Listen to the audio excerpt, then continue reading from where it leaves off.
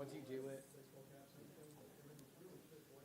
so it's 6:30, so you can go whenever you're ready. Beautiful.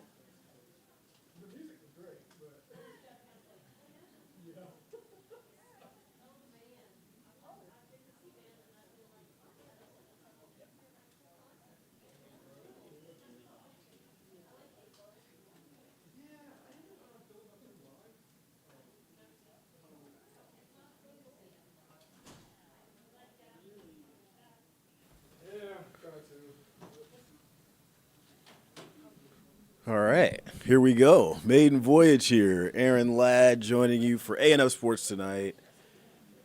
September 30th, 2024, last day of the month. Getting all those September things that you wanted to do, right? I'm excited to be joining y'all here as I fiddle with the mic. You know, if they got the new guy running things, maybe that's a good thing. It means I'm trusted. It means I'm in. Means they allow me to drive the ship here at A&F Sports.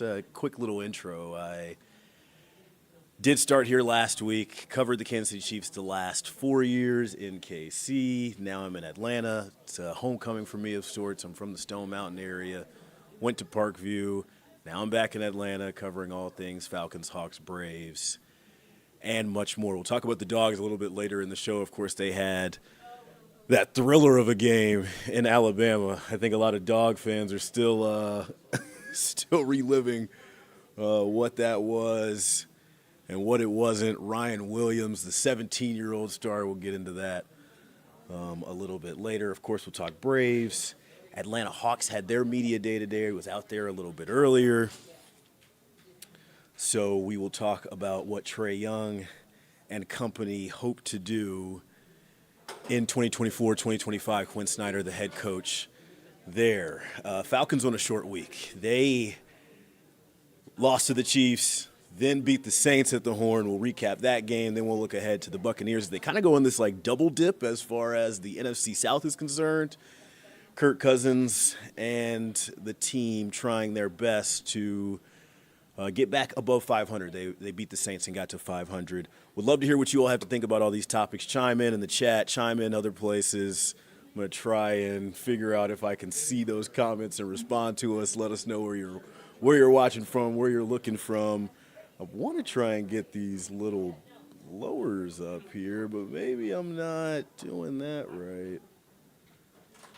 We're still figuring it out. Appreciate y'all bearing with me here on A&F Sports Tonight. Our first topic, Braves versus Mets. A 162 happening right now, game 162. Baseball always feels like it comes down to the end. Like, they play so many games. Everyone says that they play too many games. Oh, they just need to cut down the schedule. But here we are, last two games of the year, and still wild card spots being clinched, tickets being punched for the Atlanta Braves here in Atlanta. So we'll go back to game 161, which was an absolute thriller. And if you're not following Sarah Langs on X, you absolutely should be, because I think she's one of the best baseball minds anywhere. And she does this thing called a WE meter, which is basically the win predictor for these teams throughout the game. And the WE meter for this game 161, Mets at Braves, just goes back and forth, back and forth. Unfortunately for many here in Braves country, it was the Mets coming out on top and punching their ticket to the 2024 postseason. It was really the eighth inning that was absolutely bonkers. The Braves cruising for a while. The starter was Spencer Swellenbach, and what a year he's had here in Atlanta for a rookie. He gets the ball in this one, a win and end game for Atlanta, and did his job. Let's pull up his box score really quickly for Swellenbach, who deserved to get a win in this one. 7 innings pitched, 4 hits, 1 earned run, 5 Ks. Puts you in a great position to win that game and advance to the playoffs. But it's the bullpen that lets down Atlanta in game 161 here, which is not something you see every day. So Swellenbach goes out after the 7th, and then it is Joe Jimenez who comes in, and that's when the Mets bats finally start to come alive. In the 8th inning, 10 runs between the two teams, 6 for New York to pull ahead, 4 for Atlanta to draw back, and what was I tweeted out, if you're not following me on social media, I'll throw my handle up here really quick so that you can. I tweeted out that this was the Ozzy Albies game, because it felt like any time The Braves needed a big bat to come through. Ozzie Albies was the one that got it done. He gets 5 RBIs in that game to really give the Braves a chance. They only scored 7 runs in the whole thing. But it is Francisco Lindor and a 2-run shot in the 9th inning that helps the Mets punch their ticket in game 161. That's not where the drama ends for the Atlanta Braves, unfortunately. And if you got us on your split screen here, I appreciate it, because game 162 going on right now, and I'm sure you know, Chris Sale, the pitcher, the NL Cy Young presumptive for the Atlanta Braves, who they had kind of been finagling their starting rotation this entire time, starting to figure out where he was going to go. Was he going to go in game 1 of the wild card round? Was he going to go in one of these doubleheader games against the Mets? The Braves, Alex Anthopoulos, Brian Snitker, working with Chris Sale to kind of figure out when they could use him. They consider him the ace, obviously. He's the uno. He's the one that you feel like you can get a win behind. He gets scratched. He doesn't go. He's not pitching right now. And that adds even more intrigue to this late season push for the Atlanta Braves. Chris Sale, their NL Cy Young presumptive winner, unable to go in this do or die game, in this game 162, in the game they need to win to advance on to the wild card round, and they would be traveling to San Diego if they can get the win here. Let me see what the score is, if you guys have got us pulled up on the split screen. This game right now going on from Truist Park, still 1-0, top of the 7th, 2 outs between the Braves and the Mets in a game that Chris Sale was supposed to pitch. He didn't pitch. Back spasms is what the Braves are saying. They're keeping him out. I saw some reports that say that his back kind of flared up in the last start against the Cincinnati Reds. Even more drama, right? Because not only can he not pitch in this one, but now you wonder if the Braves, even if they do advance, even if they do hold on to this slim lead over the Mets, is he available to go in one of those first 2 against the Padres? You can't consider the third one, right? You want to pitch for the first 2. You want to plan for the first 2. And the Braves this entire time thought that they were going to have Chris Sale in their back pocket. Back spasms. And I mentioned in the lead up that I am from Atlanta, so I got plenty of group chats that are dialed in and tapped in to what's going on right now. And I want to know what y'all think about this. Is it gamesmanship here for the Atlanta Braves? Is that possible? I know this is reckless speculation. You know, let's put on our reckless speculation hats. We're not reporting anything here. I'm not going out on a ledge with that.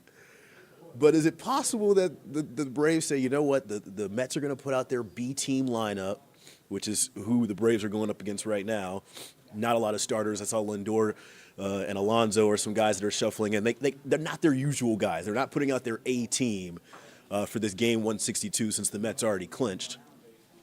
Is it possible that the Braves are saying, you know what, we'll go with Grant Holmes, the Conway, South Carolina native. We'll trot him out there with his long hair and his mustache.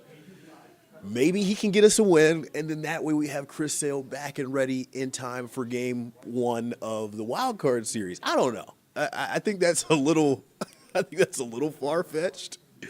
I think if you're the Braves, you want to do everything you possibly can in this situation right now with these 9 innings to punch your team. You can't plan on tomorrow. There is no tomorrow for Brian Snitker and these Atlanta Braves. You can't play gamesmanship. This is my opinion coming in now.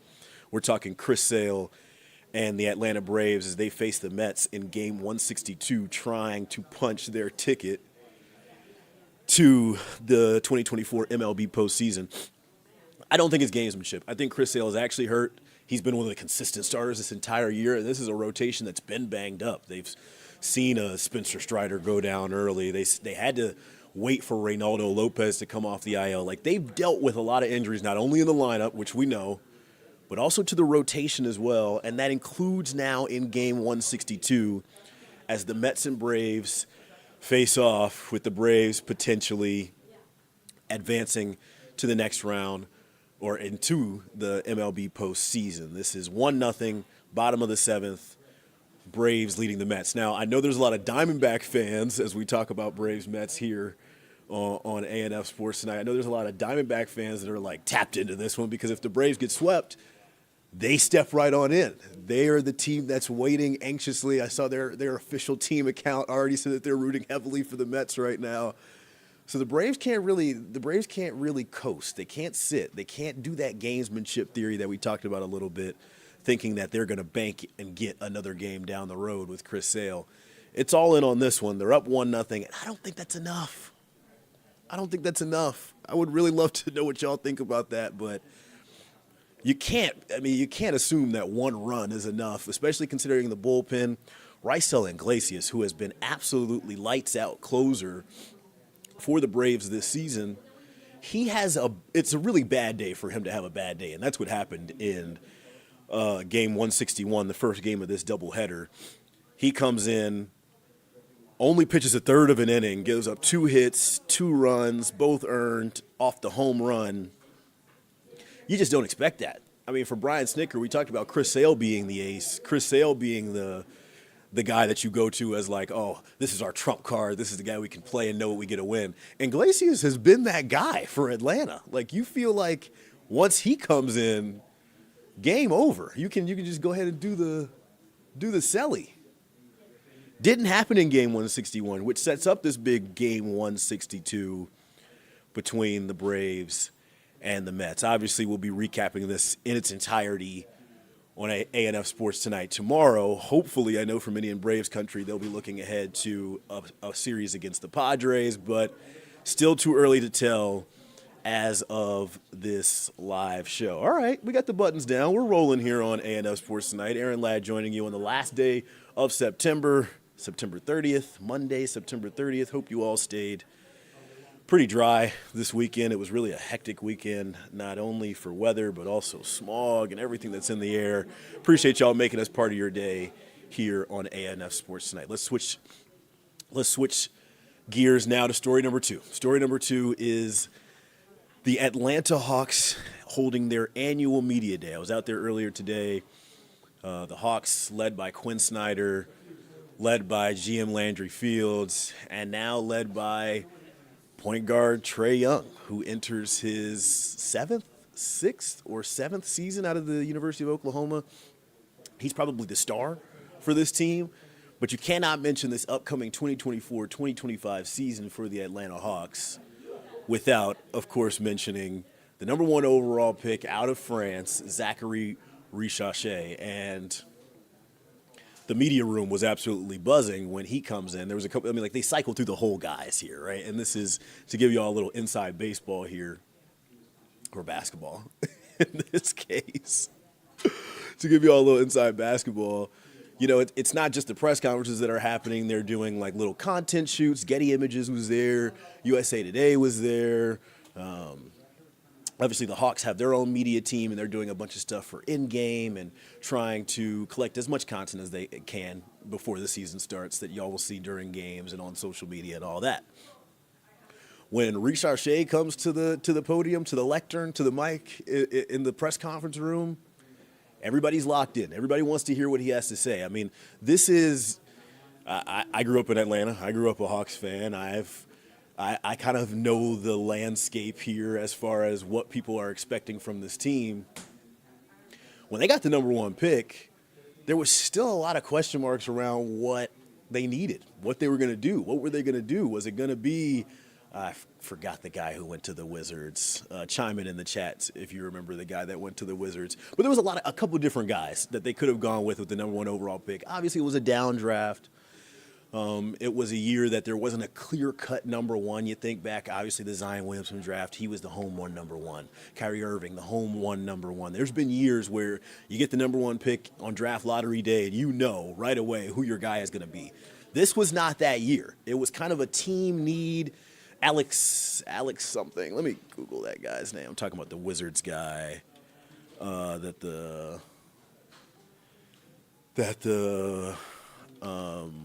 his agent, I believe, Alex Sarr. That's it, Alex Sarr. I got to it before the chat got to it.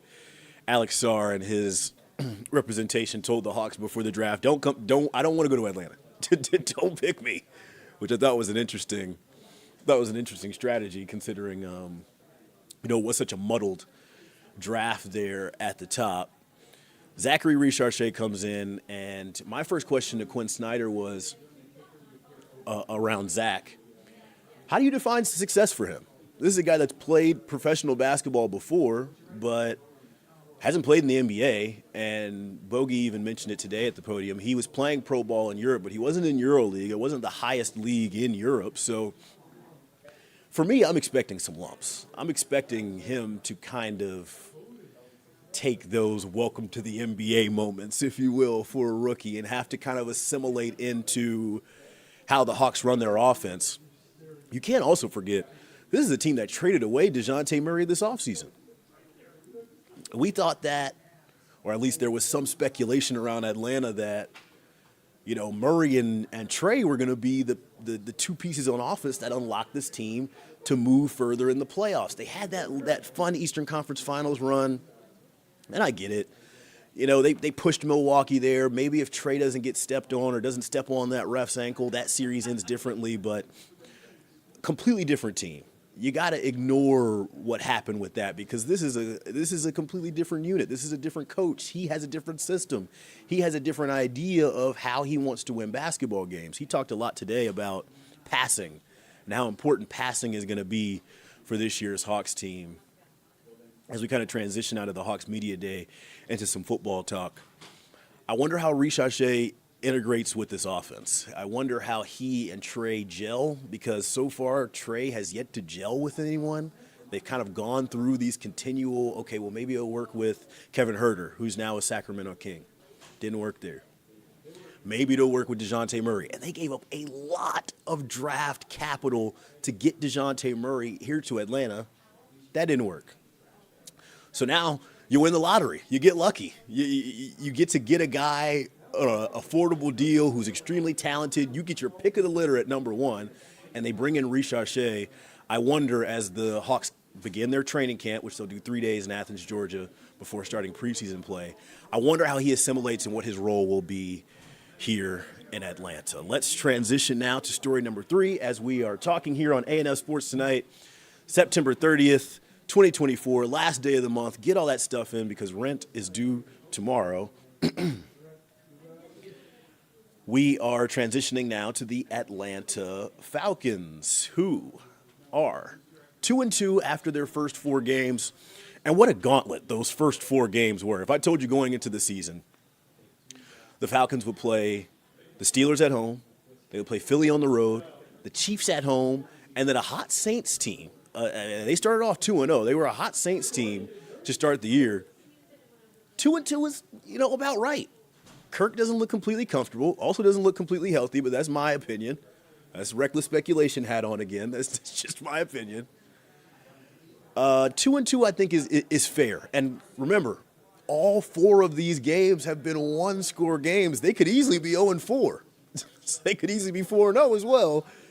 But you'll take that. You'll take it at 2-2. Younghoe Koo knocking in a 58-yarder at the horn, the longest kick of his career, the longest kick ever made at Mercedes-Benz Stadium.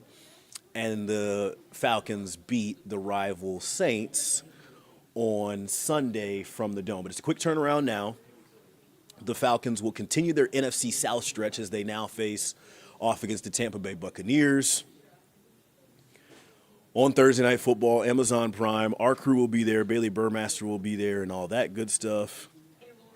I'm trying to pull up the injury report now because the Falcons did have a shorter injury report as compared to the Tampa Bay Buccaneers, who come in with a lengthy, and I mean lengthy, list of injuries for the Falcons. Now, on this short week, the teams don't practice on Monday.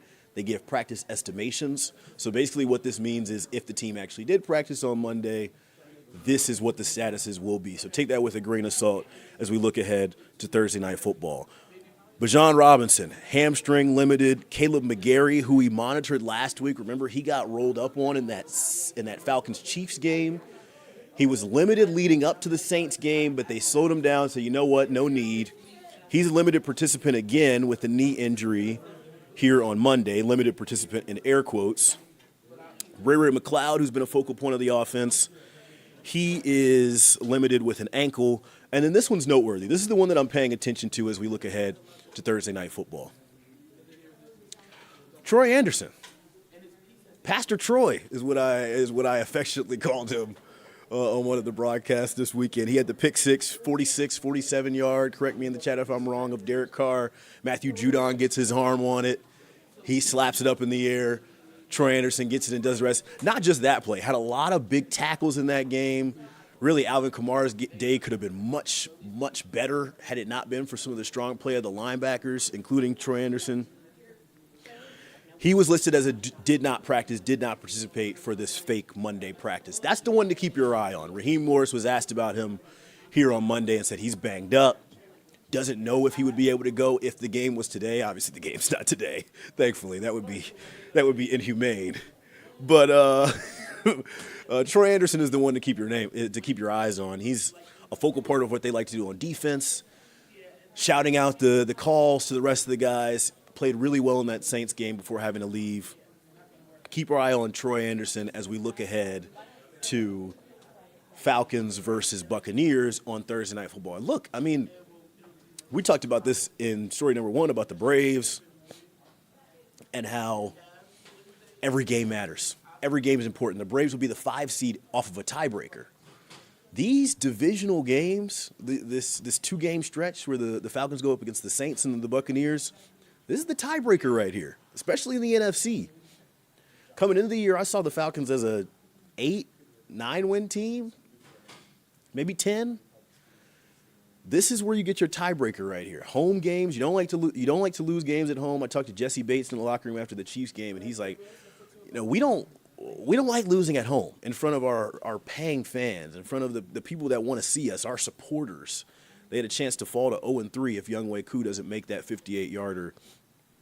Get your tiebreaker here against Baker Mayfield. I know he's played well, lit up the Philadelphia Eagles last week, and who knows what's going to happen with Nick Sirianni there. Get your tiebreaker here on a short week.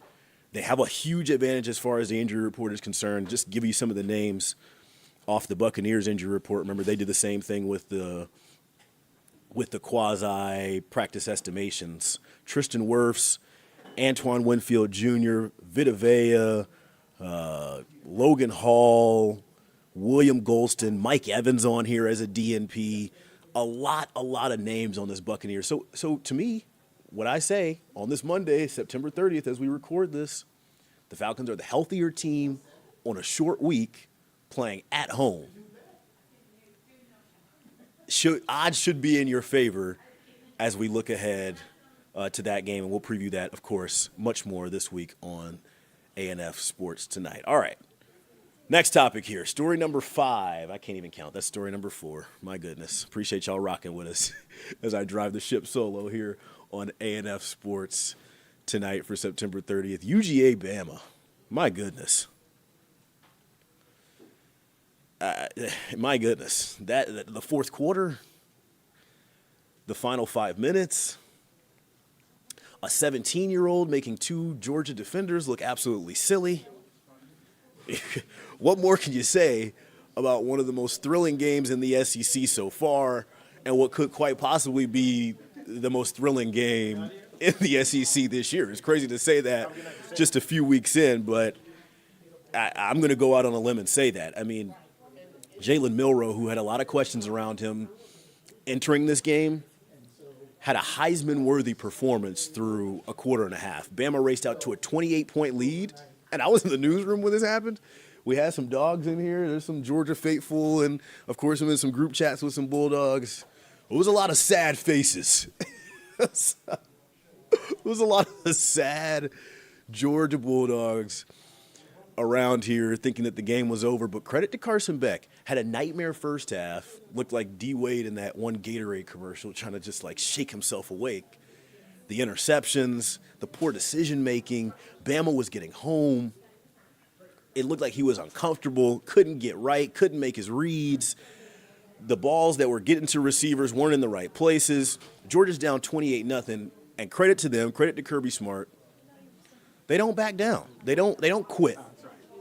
And in this new 12-team era, I talked about this with Bailey on Sports Tonight last week as we kind of round out here. You can have a tough loss. You can have a close loss. Honestly, the committee might give you a little bit more credit if you do go on the road to Tuscaloosa and have a close loss against a team like this where you're down 28-0 and you claw your way back. and you fight your way back. And that's exactly what happened in this one. After being outscored 28-0 over the first quarter and some change, Georgia goes on a run. They get the Trevor Etienne touchdown. Arian Smith scores. Lawson Lucky showed up. Then Dylan Bell goes back-to-back. He had a 3-yard touchdown run and then a 67-yard touchdown reception from Carson Beck. And that makes it 34-33. I thought at that point in time the Dogs had done it. They had come all the way back. They had stunned Bama on the road. But Ryan Williams, man. Ryan Williams. What were y'all doing at 17? Please chime in. Let us know in the chat or message me on X. I'll throw my handle up here one more time. I want to see what y'all think about Ryan Williams, the 17-year-old. Just one of the craziest plays I think I've ever seen. And considering the context of what happened, them going up big, having to fight back, having to claw, Jalen Milroe once again having to muscle his team across the finish line. That Ryan Williams play, I think somebody called it a dead leg spin. We got to call it something.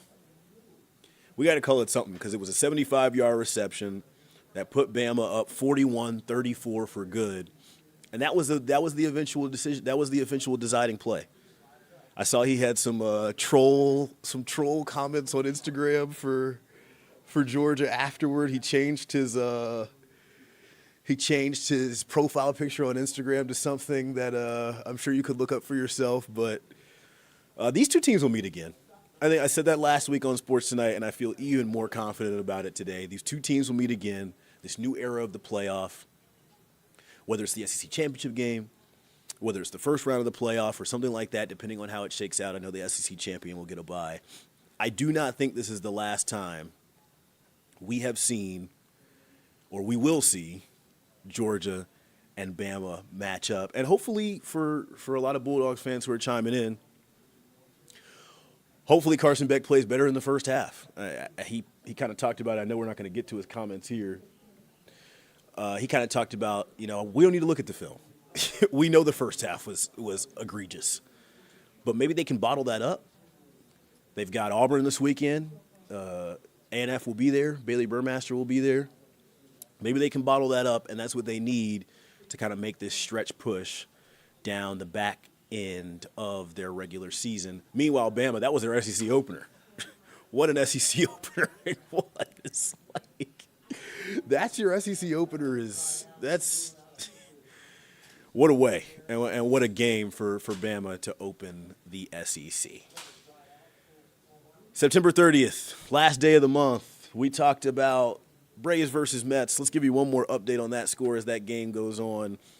The Braves trying to punch their ticket to the postseason. They would face off against the Padres. And some good news, maybe you got the split screen up, but if not, it's 3-0 Braves now, bottom of the eighth, one out, as they now have increased their odds. I know this is a B team lineup, and possibly we see Chris Sale, but 3-0 Braves in the bottom of the eighth, as it looks like they will now advance. Talked Braves. We talked Hawks Media Day as they kick off their training camp with Media Day.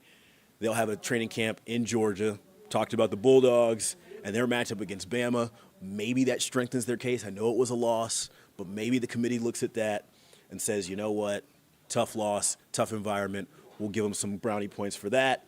Falcons on a short week have the health advantage going up against Baker Mayfield and the Buccaneers. That's a game that's on a short week in prime time. If you want your tiebreakers at the end of the year, Raheem Morris talks about poise. This is the time to get a win at home in this early part of the year. And we'll finish off with what's on our mind. We finish off every show like that. That includes a solo show here with the new guy. Appreciate y'all rocking with me. Hopefully you heard something you like. Hopefully you heard something you didn't like. No matter what, you listened. I'm getting old. I'm just going to age myself here. I'm getting old. I started playing the New York Times crosswords. I don't know how y'all do it. It's like vague. Sometimes it's not a real word. Sometimes it's like a phrase. The wordle is confusing as well. I don't know. I know I'm getting old because I'm invested in it. I'm competitive with it. I want to win and get it quickly every single time. and I'll keep you updated on what my Wordle score is next time out. Thanks for joining us here on A&M Sports Tonight. We'll see you next time.